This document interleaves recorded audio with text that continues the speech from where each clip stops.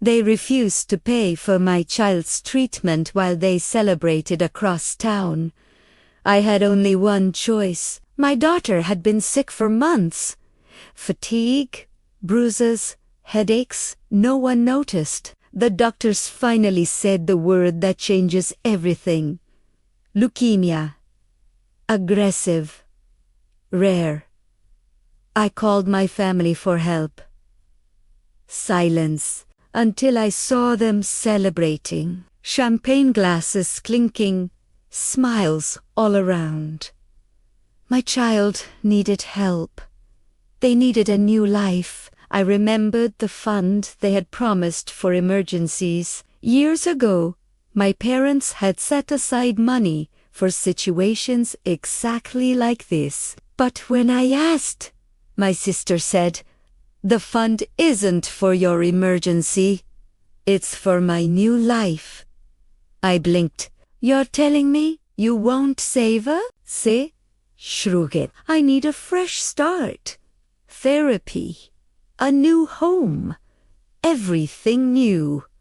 The contrast hit me like a punch. My child was dying, and they were planning their vacations. Their new life. I left without shouting. I left like a ghost. Treatment didn't happen. My daughter lasted 6 more weeks. Hospital rooms. Whispered bedtime stories, pretending not to notice the fear in her eyes. I slept in a chair beside her bed. I learned how to smile while dying inside. The night she passed, she held my hand and asked if it was okay to rest. I told her yes. I lied. I buried her alone.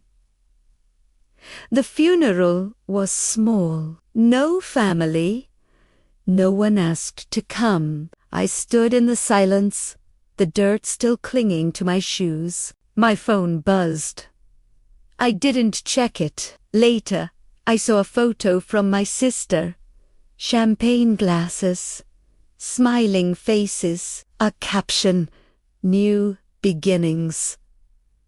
Grief didn't hit me like anger or sadness. It was emptiness.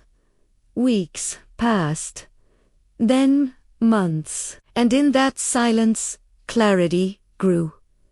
They hadn't yelled. They hadn't pushed me. They had planned it.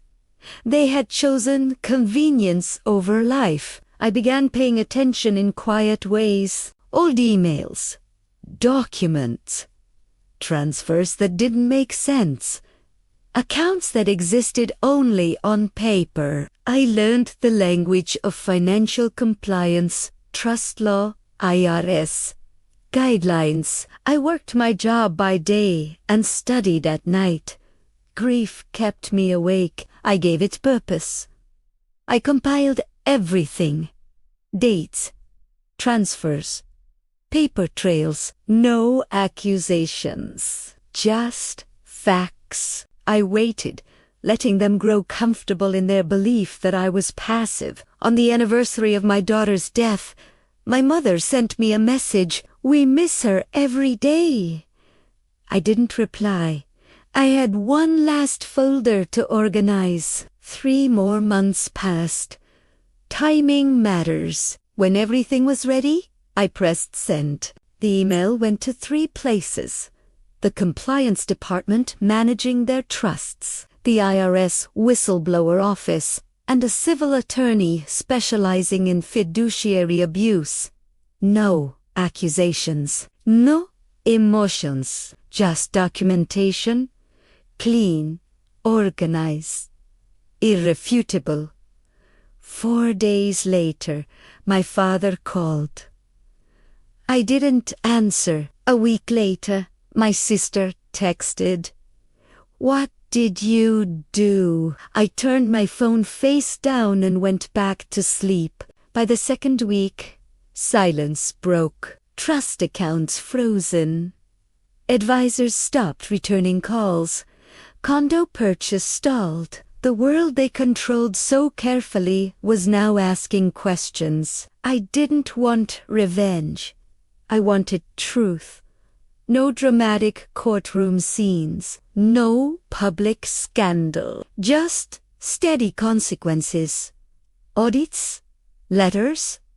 Starting with, discrepancies have been identified. Eventually, the fund was deemed misused. The money went to charities. Pediatric cancer research. Quietly, without my name attached, one foundation sent a thank you letter addressed simply to the donor. I framed it next to my daughter's photo. My parents tried to reconcile, asked for forgiveness. I never argued. I just said, I know. Mistakes are momentary. What they did was deliberate. I don't see them anymore. Not out of spite, out of peace. Life is quieter now. Smaller. Honest. I still wake some nights expecting to hear her call. I still buy her favorite cereal sometimes. Grief doesn't vanish. It changes shape. But I can breathe. I did what I needed, not to punish, not to destroy, but to balance something tilted too far. If you've ever been hurt in a way that felt invisible while someone celebrated your loss, just know you don't need to scream, explode, or become someone you don't recognize. Sometimes the most haunting consequences come from simply telling the truth and stepping aside.